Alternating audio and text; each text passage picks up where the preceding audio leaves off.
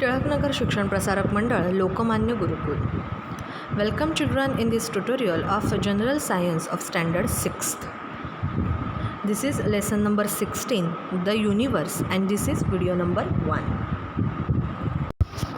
Before we start the lecture, please take out your textbook page number 112.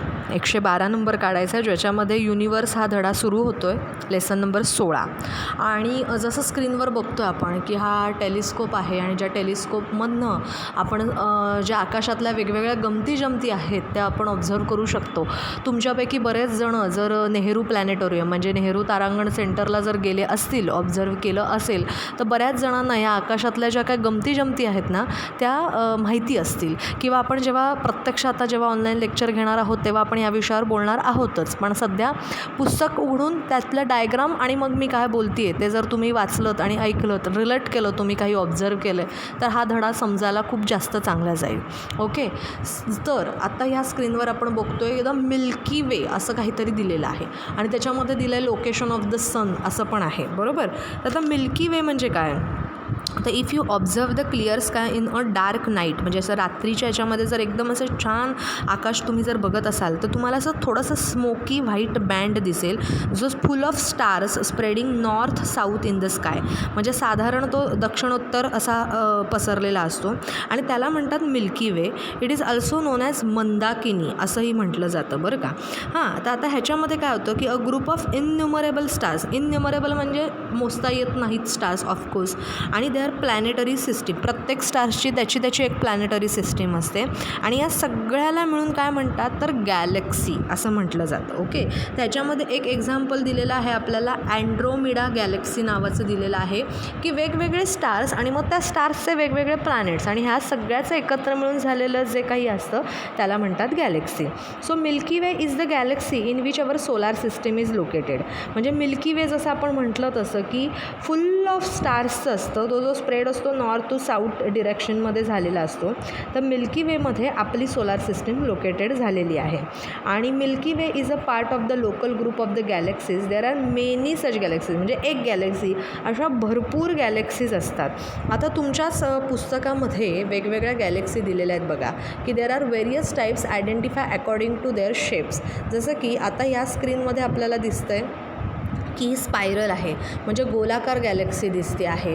दुसरी आपण म्हणू शकतो अशी एलिप्टिकल म्हणजे आपण म्हणू शकतो दंडगोलाकृती साधारण पसरलेली आहे. त्याच्यानंतर बार्ड स्पायरलसुद्धा आहे की त्या शेपवरनं त्यांना वेगवेगळी नावं दिलेली आहेत आणि ही इरेग्युलर म्हणजे त्याला काही शेप नाही आहे पण त्याच्यामध्ये स्टार्स आहेत, त्याचे वेगवेगळ्या प्लॅनेटरी सिस्टीम आहेत आणि अशा भरपूर गॅलेक्सीज या युनिवर्समध्ये असतात. आता मुळात आपण अगदी लहानपणी किंवा जॉग्राफीमध्ये आपण बघितलेलं असतो की व्हॉट आर द स्टार्स, म्हणजे काय तारे आणि ग्रह ह्यातला फरक काय आहे. तर जे लुकलुकतात त्याला म्हणतात तारे आणि जे लुकलुकत नाही त्याला म्हणतात ग्रह. एवढं तर आपल्याला अगदी आपण लहानपणी वाचलेलं असतो. सो स्टार्स म्हणजे काय, there are thousands of twinkling stars we observe in the clear night sky, बरोबर ना. This all are the part of our Milky Way. आपल्या मिल्की वेचा आपली मिल्की वे दिलेली आहे त्यांनी अँड्रोमिडा नावाची गॅलेक्सी आणि त्याच मिल्की वेला नाव दिलेलं आहे मंदाकिनी. आपण त्या मिल्की वेला मंदाकिनीसुद्धा म्हणू शकतो, बरोबर. आता some of the stars that we see are bright whereas others are faint. काही डार्क असतात, काही एकदम छान लुकलुकतात, काही लुकलुकत नाहीत. आता stars radiating different colours such as blue, white, yellow, reddish can be seen in the sky. म्हणजे प्रत्येकजण वेगवेगळे कलर रेडिएट करत असतात आणि मग ते आपल्याला काही वेळेला अगदी स्काय म्हणजे आकाशामध्ये छान दिसू शकतो. We also see stars with varying brightness. आता ब्राईटनेस म्हणजेच काय तर ल्युमिनन्स. ल्युमिनन्स म्हणजे काय की किती इंटेन्सिटीने लाईट ती एमिटेड झालेली आहे त्या स्टार्सच्या सरफेसवरनं एका डिरेक्शनमध्ये, त्याच्यावरनं तो ल्युमिनन्स ठरत असतो किंवा त्या स्टार्सचा ब्राईटनेस ठरत असतो, बरोबर. The birth place of stars are the huge nebulae. तुम्हाला या स्क्रीनवर सुद्धा दिसत असेल की नेब्युलाचं डायग्राम इथे दिलेला आहे.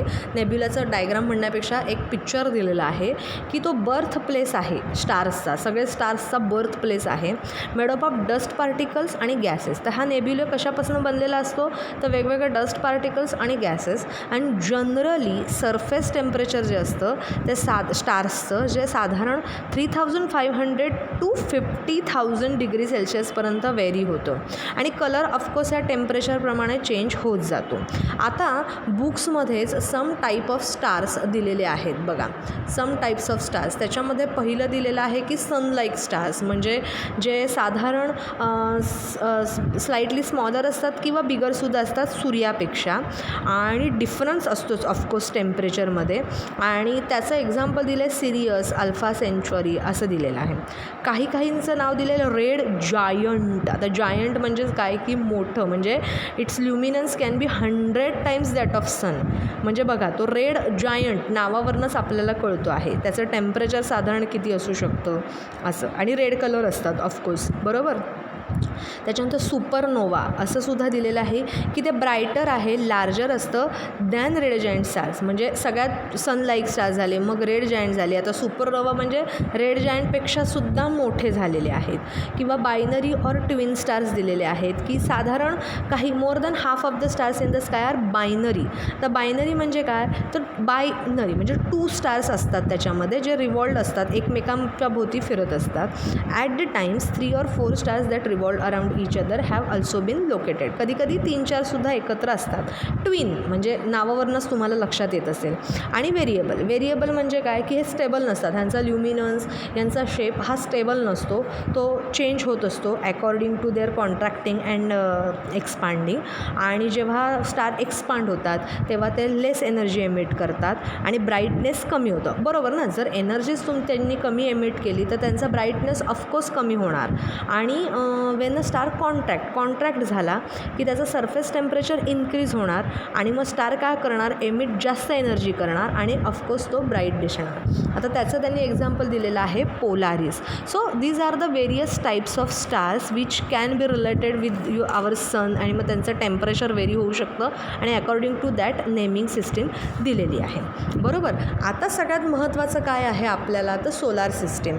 तर सोलार सिस्टीम आपण ह्यापूर्वी पण जॉग्रफीमध्ये अभ्यासली असेल की सोलार सिस्टीम म्हटल्यावर काय आहे, तर सन आहेत आणि आपले प्लॅनेट्स आहेत. ते कुठले प्लॅनेट्स आहेत आपले, तर मर्क्युरी आहे, व्हीनस आहे, मार्स, ज्युपिटर, सॅटर्न, हे सगळे प्लॅनेट्स आहेत, बरोबर की नाही. And that can be easily seen. तर सूर्य असं जेव्हा आपण म्हणतो, आपण अर्थवर राहतो, तो सुद्धा एक प्लॅनेट आहे. ते नाव मी घ्यायचं कसे काय विसरले. सो द सन ऑफकोर्स आपला एक central part and which is the आपण म्हणू शकतो important source of energy, light, all the types of एनर्जीचा इम्पॉर्टंट सोर्स कोण असेल तर तो सन आहे. मग सनचं आपण जर डिस्क्रिप्शन बघितलं तर it is yellow coloured star. Surface temperature साधारण 6000 डिग्री सेल्शियस असतं. Size of the sun is so huge that around 13 lakh planets of the size of the earth can be easily placed with it. म्हणजे 13 लाख पृथ्वीसारखे ग्रह त्याच्यात बसू शकतात, इतका तो सूर्य मोठा असतो. आणि ग्रॅव्हिटेशनल फोर्स आहेच ऑफकोर्स. त्यामुळे the celestial bodies of the solar system revolve around it. त्या ग्रॅव्हिटेशनल फोर्समुळेच सगळ्या ज्या काही ह्या प्लॅनेट्स आहेत किंवा ह्या सगळ्या ज्या इतर स्टार्स आहेत ते इतर प्लॅनेट्स आहेत त्याच्याभोवती फिरत असतात, बरोबर की नाही. The diameter of the sun is approximately 13,92,000 kilometre. It rotates around its axis and while doing so it revolves around the center of the Milky Way taking the solar system. म्हणजे milky वेमध्ये आपली solar system आहे. Solar सिस्टीमचा आपला main आहे सन आणि मग तो सन जो आहे तो ॲक्सिस भोवतीच स्वतःच्या फिरत असतोच आणि अकॉर्डिंग टू दॅट मिल्की वेमध्ये पण आपली प्लॅनेट सिस्टीम घेऊन हळूहळू फिरत असतो. तर हा आपला सन हा इम्पॉर्टंट सोर्स झालेला आहे सोलार सिस्टीमचा, बरोबर. आता त्यांनी वेगवेगळे डायग्राम्स दिलेले आहेत बघा. मर्क्युरीचं दिलेलं आहे, त्याच्यानंतर अर्थचं दिलेलं आहे, ज्युपिटरचं दिलेलं आहे, युरेनस आहे, नेपच्यून आहे, सॅटर्न आहे, मार्स आहे, व्हीनस आहे. These are various planets which we have already studied in certain geographical इव्हेंट्समध्ये. आपण ह्या सगळ्या ग्रहांचा सुद्धा अभ्यास केलेला आहे किंवा आपल्याला माहिती आहे की कुठले ग्रह आहेत आपल्या सोलार सिस्टीममध्ये, कुठले प्लॅनेट्स आहेत. मग त्या प्लॅनेट्समध्ये काय व्हेरिएशन आहे की जसं की आता सॅटर्नच्या भोवती काय आहे तर रिंग आहे असं आपण आपण म्हणू शकतो. त्याच्यानंतर अर्थवर तर आपण राहतो आहोत, मॅग्नेटिक फील्ड आहे, अर्थ म्हणजे मॅग्नेट आहे. अशा प्रत्येक प्लॅनेटच्या ना काहीतरी कॅरेक्टरिस्टिक्स असतात जे आपण ऑलरेडी स्टडी केलेलं आहे. तुम्हाला आता फक्त हे रिवाईज करायचं आहे. Just read it and revise it what you have studied before. Okay, so this is our solar system. त्याच्यानंतर एक महत्त्वाचा पार्ट आहे तो म्हणजे satellite. The celestial bodies that revolves around the planet without independently revolving around the sun are called satellites. म्हणजे काय तर असे की ज्या प्लॅनेट भोवती without independently revolving around sun, म्हणजे प्रत्येक प्लॅनेटला एक सॅटेलाईट असतोच असं नाही, पण असतोच. म्हणजे साधारण आता अर्थचा सॅटेलाईट आपण जर बघितला तर कोण आहे हे तुम्ही विचार करायचा आहे. ऑफकोर्स द मून, बरोबर ना. मग तो त्या प्लॅनेटभोवती पण फिरतो आणि ऑफकोर्स त्या सनभोवती पण तो फिरतच असतो independently. So like planet satellites rotate around the respective axes. The moon is the satellite of the earth, बरोबर. It does not have an atmosphere. It periods of rotation and revolutions are both of 27.3 days. Same except for Mercury and Venus, all the other planets have satellites but in varying number. म्हणजे अर्थचा जर आपण विचार केला तर चंद्र, moon हा आपल्याला माहिती आहे, त्याचा उपग्रह असं जेव्हा आपण म्हणतो ते ग्रहांचा एक उपग्रह. तसं फक्त मर्क्युरी आणि विनसला नसतं, पण बाकीच्या सगळ्या प्लॅनेट्सला सॅटेलाइट्स आहेत. त्याच्यानंतर ॲस्टिरॉइड्स, हे पण छान त्यांनी इमेजद्वारे आपल्याला दिलेलं आहे की great number of small sized bodies could not turn in to planets when the solar system was form but continue to revolve around the sun. This bodies are known as asteroids. म्हणजे असे बरेचसे small sized particles आहेत की जे प्लॅनेट्समध्ये convert तर झालेले नाहीत किंवा टर्न नाही झाले, पण ते रिव्हॉल्व होतात सनभोवती आणि त्याला म्हणतात asteroids. A belt of such asteroids form between the planets of Mars and Jupiter. आता हा मार्स आणि ज्युपिटरच्या मध्ये असा ॲस्टिरॉइडचा एक पट्टा आपल्याला दिसून येतो. त्याच्यानंतर ड्वार्फ प्लॅनेट पण आहेत की small sized body that revolves independently around the sun is called dwarf planet. म्हणजे काही अशा आता सेलेस्टियल बॉडीज म्हणजे काय, that are in the sky or in the heaven असं आपण म्हणू शकतो. Of the sky or of the heaven म्हणजे आकाशातलाच एक बॉडी किंवा आकाशातलंच एक पार्टिकल की जे इंडिपेंडंटली सनच्या भोवती फिरत आहे त्याला म्हणतात dwarf planet. A celestial body like Pluto can be classified as a dwarf planet. प्लुटोचं नाव आपण ऐकलेलं आहेच. Pluto takes around 248 years to complete its revolution around the sun, whereas it takes around 6.38 days for one rotation. म्हणजे एका रोटेशनला एवढं तो independently त्याचा फिरत असतो विदाऊट एनी डिस्टर्बिंग. म्हणजे त्याचा ॲक्सिस असतो, त्या ॲक्सिस भोवती तो फिरत असतो आणि एक रिव्हॉल्युशन कंप्लीट करायला त्याला ऑलमोस्ट 248 years लागतात. So this is the dwarf planet जो इंडिपेंडंटली सनच्या भोवती फिरत असतो. ओके, आता कॉमेट असं सुद्धा एक आहे. तुम्ही याच्या अगोदरसुद्धा कदाचित वाचलं असेल की it is a celestial body that revolves around the sun. Comets are form out of the ice and dust particle. म्हणजे साधारण बर्फ आणि धूळ ह्याच्यापासून जर बनलेलं असतं ते कॉमेट्स असतात. They are part of the solar system. Since olden times the appearance of the comet has been considered to an inauspicious event. म्हणजे पूर्वीच्या काळी असं व्हायचं की कॉमेट म्हणजे इनऑस्पिशियस म्हणजे अशुभ आहे असं म्हटले जायचं. It appear like points when they are far away from the sun but when they are close to the sun they becomes easily visible to us because of the shorter distance and the heat of the sun.